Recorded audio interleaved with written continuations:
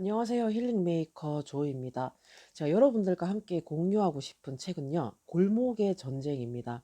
일단 첫 번째로 제가 그 소비 시장의 원리, 메커니즘이 궁금했고요. 그리고 두 번째는 자영업자분들과 좀 더 잘 소통을 하고 싶어서 이 책을 읽게 되었습니다. 일단 이 책의 저자는 김밥이라는 필명으로 그 네이버 블로그를 운영 중이시고, 이분이 도시를 구석구석 다니시면서 가졌던 궁금증들이 있었는데 그걸 글로 쓰기 시작하셨다가 큰 호응을 얻어서 책을 내게 되었다라고 합니다.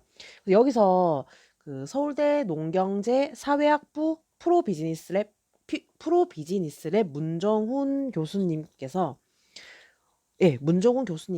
이 소개가 짤막하게 나와 있었는데, 이 책은 소비 시장의 흐름을 냉철한 시각으로 진단하고 한 문장으로 표현을 하면요, 자영업자 백신입니다. 그래서 이 내용에서 그 저자분이 이제 굉장히 날카롭게 언급하신 부분이 있었는데, 제가 시작을 한번 해보도록 하겠습니다. 일단은 제가 시작하기 전에 이 책의 목차에 대해서 알려드려야 될 것 같아요. 왜냐면은 좀 핵심적인 내용이 너무 많아서 그 내용을 이제 좀 많이 오픈시키지는 못할 것 같고요. 어 이게 그 자영업을 하게 되면은 우리가 몰랐던 시장의 진실, 그리고 쉽게 망하는 이유, 그리고 성공한 사람들이 말하지 않는 진짜 비밀, 그리고 어떤 이 가격 메커니즘, 그리고 공간, 그리고 상권, 이제 이런 얘기들, 그리고 다가올 미래에 대한 얘기들에 대한 그런 목차가 있고요. 그리고 저자분께서 이제 어떤 말씀을 하셨냐면,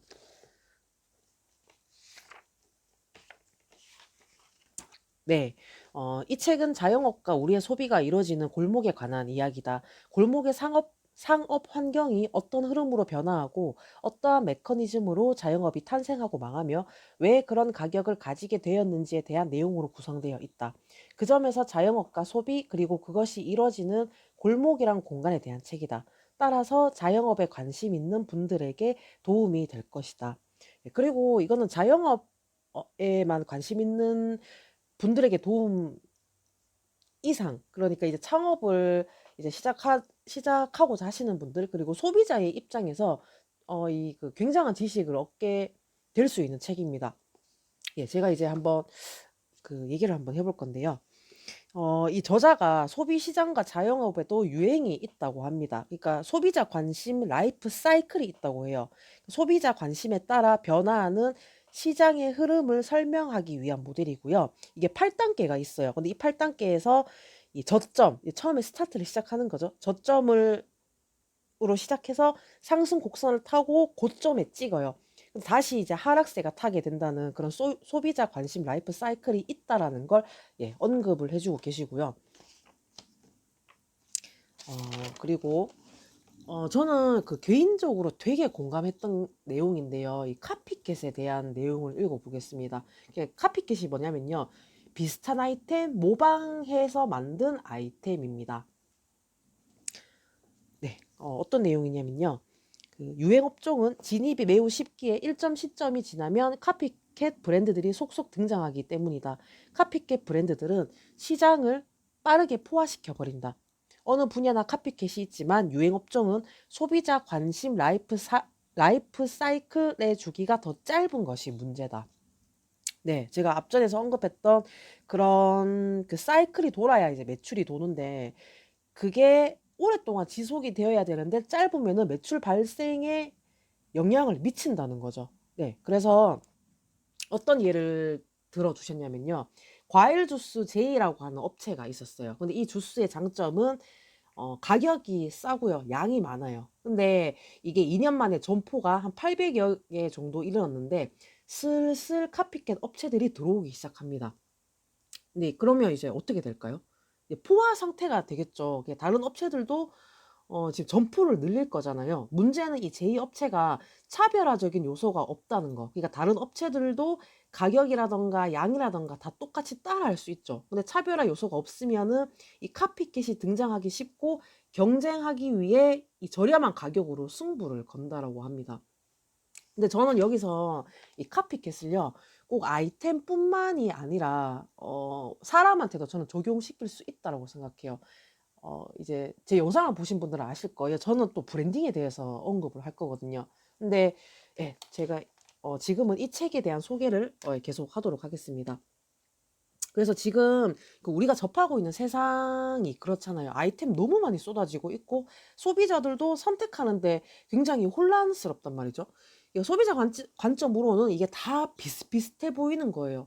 그러면 어떻게 해요?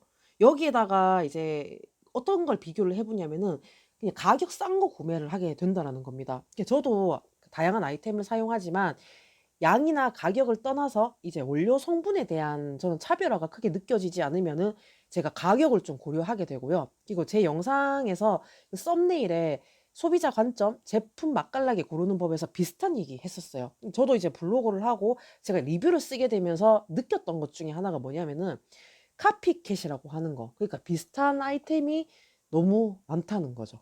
예. 그리고 또 먹는 것뿐만이 아니라 그 다양한 생활용품들이 있잖아요. 그러니까 카테고리가 지금 세분화되고 있다는 거. 근데 저는 그렇게 사용하지 않아도 괜찮다라고 얘기를 한 적이 있었던 사람이고, 왜? 성분이랑 원료의 이 특징을 알면 된다입니다. 예, 굳이 그렇게 세분화시켜서 쓸 필요가 없다라는 게 저의 개인적인 생각이고, 실제로 그렇게 사용을 하고 있는 사람입니다. 제가 다시 본론으로 돌아가면은 저자의 굉장히 날카로운 눈썰미를 느낄 수 있는 내용이 있었어요. 그러니까 성공한 사람들이 말하지 않는 진짜 비밀에 대한 내용인데 여기서 이제 성공담에 대한 얘기가 나옵니다. 어떤 거냐면요. 네, 그러니까 이 성공 스토리는 성공한 사업가의 완벽함에 포커스를 두는 경우가 많다. 대부분 사업가 본인의 입에서 나온 이야기를 토대로 만들어지기 때문이다. 냉정하게 말하면 대부분의 성공 스토리들은 여러 사람의 이야기와 진술을 토대로 만든 것이 아니다. 그저 한 사람의 입에서 나온, 그것도 성공에 도취한 사람의 입에서 나온 이야기이다. 그리고 이런 이야기는 신뢰도가 낮다. 네. 그래서 이거가 관련된 내용으로 심리학적 용어가 있는데 후광 효과 이런 영향도 있다라는 거예요. 그러니까 성공한 사람이 이제 얘기를 하면은 왜 우리가 다 좋아 보이고 믿게 되잖아요. 그래서 이제 근데 여기서 어떤 걸 얘기하냐면 뭐 성공을 한 게 이게 이 결과라는 게 뭐 당연히 노력하셨겠죠. 노력하셨고 또 옳다, 뭐 나쁘다 이런 걸 따지는 게 아니고요. 여기에 다양한 요소들이 있다라는 거예요. 그러니까 스토리를 냉정하고 비판적으로 바라보면 합리적인 선택을 하기 위하는 데 도움이 된다는 거고, 그리고 이 단면만 보는 게 아니고 다양한 면으로 보고 제가 생각을 하고 판단할 수 있다라는 겁니다. 그래서 여기에서 이제 운에 대한 내용이 나오는데 제가 이거를 한번 읽어보도록 하겠습니다. 네, 이야기 짓기의 오류. 나심 탈레브는 행운에 속지 마라 해서 투자자들은 운과 실력을 구분하지 못한다고 주장한다. 비즈니스의 세계는 투자의 세계보다 선택의 요소가 훨씬 더 많다. 게다가 관측이 어려운 데다가 기간도 길고 비즈니스에서 운의 요소를 평가할 수 있는 수단이 없다. 그러다 보니 자칫 운의 요소를 과소평가할 수 있다. 더군다나 운은 일이 벌어지는 중에 영향을 미치며 사후적으로 그 영향을 드러나지 않는다. 그래서 성공한 쪽의 선택은 모두 옳고 맞는 것으로 보이며 실패한 쪽의 선택은 모두 잘못된 것으로 보인다. 나심 탈레브는 블랙스완에서 이러한 문제를 이야기 짓기의 오류라고 한다. 실패한 사례는 보이지 않고 성공한 사례가 과대 포장되면 현상을 잘 못 파악하게 된다. 성공한 사업가의 말을 어느 정도 걸러들어야 하는 이유가 바로 이 때문이다. 성공이 운이 미치는 영향은 생각보다 크며 우리의 뇌는 현상을 이해하기 위해 인간관계를 만들어내고 패턴을 찾고자 한다. 사업에서 운과 실력을 구분하기는 어렵지만 추정해 볼 수는 있다. 한 가지 팁을 드리자면 운의 역할을 과소평가하는 사업가일수록 운이 억세게 좋은 사람이라고 보면 된다. 그것은 운이 벌이는 변덕스러운 일들을 아직 겪지 못했다는 증거이기 때문이다. 네, 여기서 변덕스러운 일들이라고 언급을 하셨죠. 이제부터 살펴볼 내용은 성공이 얼마나 어이없게 이루어지는가에 대한 것이다. 흔히 알려져 있는 잘 포장되고 멋들어진 성공 비결이 아니라 생각지도 못한 이유가 성공의 원인임을 알게 될 것이다. 네, 그런 이제 얘기를 하셨습니다. 그래서 여기서 그 성공의 요소에 대한 예를 든 내용이 있었는데, 어떤 수산 식당이 있어요. 그러니까 매출이 안 좋으면 어때요? 그 수조 안에 있는 생선이 다 폐기가 돼야 되잖아요. 근데 여기서 타개하는 방법이 있는데, 이 부분이 예, 저도 참 관가했던 부분이다. 이제 그 다양한 관점으로 볼 수 있다라는 거예요. 네, 제가 한번 읽어드리면요.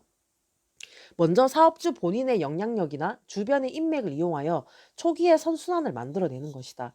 인맥과 영향력을 갖추고 있으면 상품이나 서비스가 아주 흔한 것만 아니라면 쉽게 알려진다. 그리고 두 번째 해법으로 초기에 손실을 감수하면 선순환이 발생할 때까지 자본을 꾸준히 투입하는 것이다. 악순환에 빠지지 않고 버텨내려면 충분한 자본이 있어야 한다. 선택한 아이템의 수요가 충분하고 경쟁력이 있다면 결국 초기의 손실이 수익으로 전환되기 때문이다. 네. 그러니까 여기에서 그거예요. 이런 어떤 이 사업의 성공의 결과가 원인으로 잘못 알려진 경우가 많다라고 합니다. 그래서 그 자신의 성공이 인맥이나 자본 때문이라고 말하는 사람을 본 적이 있는가? 대부분 이런 이야기는 빼고 상품이 얼마나 훌륭하고 자신의 안목이 뛰어난지를 이야기하느라 바쁘다. 그러나 인맥과 영향력, 자본이 없었다면 성공 확률은 크게 떨어졌을 것이다. 네, 그래서 되게 비판적으로 바라봐야 하는 이유가 이런 이유도 있다라는 거죠. 예, 그리고 제가 되게 현실적인 자영업 그리고 합리적으로 생각해 볼 수 있는 내용을 한번 이 책의 내용을 한번 읽어보도록 하겠습니다. 예, 어떤 거냐면요. 도움되는 내용이 진짜로 많았었는데 어떤 거냐면 네. 일반적으로 많은 힐링 스토리들은 자기 자신을 믿어라 라고 한다. 당신은 매우 특별한 사람이고 반드시 해낼 수 있다는 것을 믿으라며 정신적인 부분을 강조한다. 물론 이러한 접근이 정신적으로 지친 사람들에게 용기를 북돋아주고 힘을 주는 것은 사실이다. 하지만 그것은 개인의 내면에서 끝나야 할 일이다. 현실은 매우 차갑고 냉정해서 그러한 말랑한 사고로는 살아남기 힘들다. 위험을 회피하고 사업에 대한 의구심이 많을수록 끝까지 살아남을 가능성이 높다. 실제로 많은 성공 스토리 중에서 절박해서 성공한 경우가 별로 없다. 창업의 전설이자 신화인 애플은 아무것도 없이 창고에서 그냥 시작한 것이 아니다. 스티브 워즈니악이 HP, 그러니까 휴렉 패커트라는 매우 탄탄하고 안정적인 회사를 다니면서 만든 것이다. 그가 스티브 잡스와 함께 애플을 창업한 것은 1976년이지만 1977년까지는 계속 HP의 엔지니어로 일하면서 사업을 발전시켜 나갔다. 예, 그리고 또 다른 예시가 나이키의 공동 창업자인 필 라이트도 그러니까 그 자동차에 자신이 만든 러닝 슈즈를 신고 다니면서 판매를 했는데 본업을 그만두지 않았다라는 거예요. 그리고 또 하나의 사례가 네이버입니다. 예, 우리 그 현재 국내 포털 1위 사이트죠.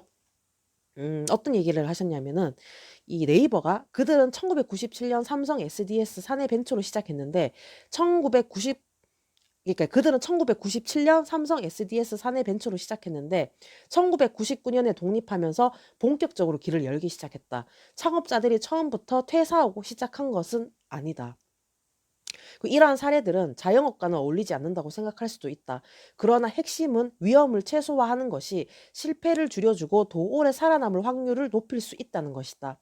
어쩌다 자영업자들은 대부분 이러한 큰 변화에 대해 꿈도 꾸지 않고 있거나 지나치게 긍정적으로 전망하여 실패할 확률이 매우 높다. 앞서 소개한 대단한 기업가들조차도 안정적인 상황에서 아이디어를 내고 사업을 시작했다. 그들보다 더 나쁜 환경에서 급하게 시작한 사업이 잘 되기를 기대하는 것이 얼마나 허무맹랑한 일인지 감이 잡힐 것이다. 어쩌다 자영업자들이 쉽게 폐업할 수밖에 없는 이유이다. 예, 저는 저자분께서 이거 굉장히 중요한 이야기를 해주셨다라고 생각해요. 저도 이거 너무 공감을 많이 하거든요. 제가 이 내용에 관해서는 다시 다른 영상에서 찾아뵈면 제가 그때 언급을 하도록 하겠습니다. 그리고 네, 그러니까 우리가 또 어떤 내용이 있냐면은 그 어쩌다 자영업자가 되는 사람들이라고 하는 그 언급된 부분이 있는데 제목이 우리 동네 치킨집 사장님은 무슨 일을 했을까? 그러니까 지금 자영업을 하고 계신 치킨 사장님이 도대체 무슨 일을 하셨을까? 예, 이런 거예요. 이것과 관련된 얘기를 저는 들은 적이 있었어요. 그러니까 뭐 이제 자영업 하시는 분들 중에서도 진짜 내노라 하는 그 학력을 가지신 분들이 되게 많으시다고 저는 들었었거든요. 이거를 저는 일과 일자리와 연결시켜서 생각해 볼 수 있는 부분이라는 거고, 그리고 또 저 때는 그러니까 대학을 졸업하고 또 대학원 가는 친구들이 많았고요. 또 공무원 준비하는 친구들이 많았고 취업을 하더라도 전공을 살리지 않는 친구들이 많았어요. 그리고 네, 앞서서 언급했던 것처럼 자영업을 하고자 하는 선배분들도 이제 좀 계셨거든요. 네. 그래서 여기에 이제 일과 관련된 부분인데 이거는 한번 직접 읽어보시면 아마 도움이 되실 것 같습니다. 그리고 제가 여기서 그 핵심적인 내용이라고 생각을 해서 그 다 언급은 이렇게 못하고요. 제가 뼈 때리는 진짜 마지막 내용을 읽고 한번 마치도록 하겠습니다.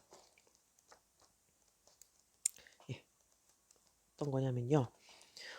전 세계 어디에도 마음 편하게 장사하는 자영업자는 없다. 유명 레스토랑들은 몇 년에 한 번씩 새로운 메뉴로 단정하는가 하면 끊임없이 연구를 해서 더 나은 서비스와 상품을 제공하고자 노력하고 있다.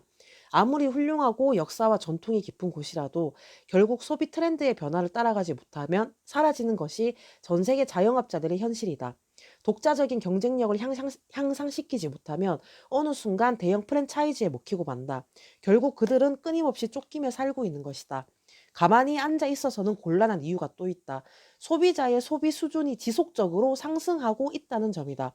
과거 소비 문화를 좌악시하던 기성세대와 달리 현재 젊은 세대에게 소비는 즐거움이자 행복이다. 이를 보여주듯 2000년대 중반부터 시작된 맛집 열풍이 2010년대 중반부터 미식에 대한 관심으로 한 단계 업그레이드 되었다. 이는 소비의 긍정적인 소비자들이 다양한 경험을 통해 취향을 쌓아가고 수준을 끌어올리고 있기 때문이다. 빠른 속도는 아니어도 소비 수준이 점진적으로 향상되고 있는 것은 확실하다. 만약 소비자의 높아지는 소비 수준을 맞추지 못한다면 더 나은 미래를 맞이하지 못할 가능성이 높다. 정부에서는 자영업자들이 실패하더라도 다시 일어설 수 있는 기회를 제공하겠다고 한다. 그러나 아무리 그런 기회가 있다고 하더라도 역량을 쌓지 못하면 이런 기회는 사회적 자원의 낭비일 뿐이다. 예, 굉장히 날카롭죠. 그래서 이 자영업은 노력으로 되는 사업이 아니다. 노력만으로 가능하다면 5년 내 생존율은 20%대가 아니라 최소 60% 이상은 되어야 한다. 정말로 사업에 관심이 있다면 지금보다 나은 자영업의 미래를 누리고 싶다면 감각을 키우고 넓은 시야를 가져야 한다. 이것만이 좀 더 희망적인 미래를 누릴 수 있는 길이다. 네. 그렇습니다. 그래서 예, 정말 이 책을 읽어보시면은 이제 그 아마 현재 지금 자영업 하시는 분들께서도 공감이 많이 되실 것 같고요. 그리고 앞으로 내가 뭐 자영업이라던가 그 창업이라던가 이제 좀 어떤 부동산이라던가 그런 내용이 다 들어가 있거든요. 그런 관점으로 보시면은 정말 많은 도움이 될 책이라고 생각을 합니다.